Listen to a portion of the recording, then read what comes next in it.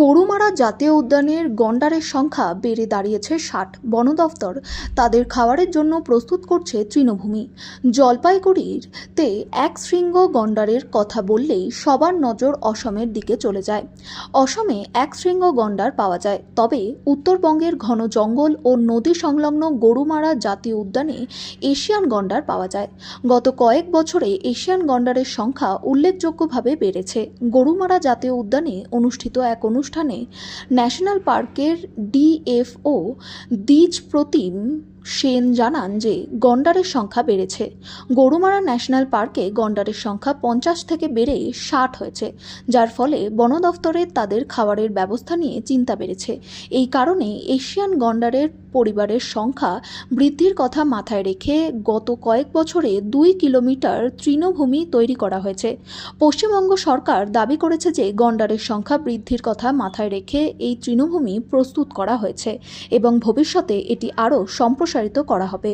সমস্যা ঠিক নয়, বাট এটাই সিচুয়েশন আমাদের, যেটা নর্থ বেঙ্গল আর আসামের যে রাইনো কনজারভেশন এরিয়াসগুলো রয়েছে, এগুলোর মধ্যে যদি আপনি পৃথিবীর অন্যান্য এরিয়ার তুলনায় দেখেন তো গ্রাসল্যান্ড আর ওয়াটার বডির পার্সেন্টেজ লিমিটেড। তো এটার জন্য আমরা ডিপার্টমেন্টের দিক থেকে, গভর্নমেন্টের দিক থেকে নানানভাবে হ্যাবিটাট ইমপ্রুভমেন্ট ইন্টারভেনশনস করছি। কারণ রাইনোর তো শুধু গ্রাসল্যান্ড লাগে, জঙ্গল হলে হয় না। তো ওই গ্রাসল্যান্ডগুলোকে আমরা রিবিল্ড করার চেষ্টা করছি। ইমপ্রুভমেন্টের জন্য কোনো স্টেপ নিয়েছেন? কী কী স্টেপ নিয়েছেন?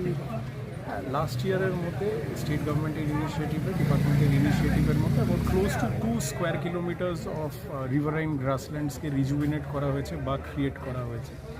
হয় কি যে হাই ফরেস্ট যেটা আপনাদের আছে, এরকম টাইপের গাছ, ওই ফরেস্টের মধ্যে রাইনো থাকে না। রাইনো থাকে হচ্ছে গ্রাসল্যান্ড এরিয়াজে, যেগুলো রিভারের পাশে। তো এই গ্রাসল্যান্ড এরিয়াজের পার্সেন্টেজ খুব লিমিটেড আমাদের এখানে। রাইনোর সংখ্যা তো একটু বেড়েছে, তাহলে গ্রাসল্যান্ড কি তার জন্য বাড়লো কিছুটা এরিয়া? বাড়াবার চেষ্টা করা হচ্ছে। আগের বছর অ্যাবাউট 2 স্কোয়ার কিলোমিটার্সের কাছাকাছি, মানে 200 হেক্টর এর কাছাকাছি আমরা অ্যাড করেছি। এই একই গ্রাসল্যান্ডের উপরে বাইসনও প্রেজেন্ট করে। That is true. এটা ইন্টার স্পেসিফিক কম্পিটিশন হচ্ছে, হচ্ছে একটা কম্পিটিশন, সেটা একটা সমস্যা দাঁড়াচ্ছে। সেটা একদম একটা সমস্যা। বাট ওটার জন্য আমাদের চেষ্টা, যেগুলো এক্সিস্টিং গ্রাসল্যান্ডস রয়েছে ওগুলোকে পুনর্জীবিত করার চেষ্টা করছি আমরা। অনেকটা হয়েওছে, আর নতুন গ্রাসল্যান্ডস ক্রিয়েট করা হচ্ছে।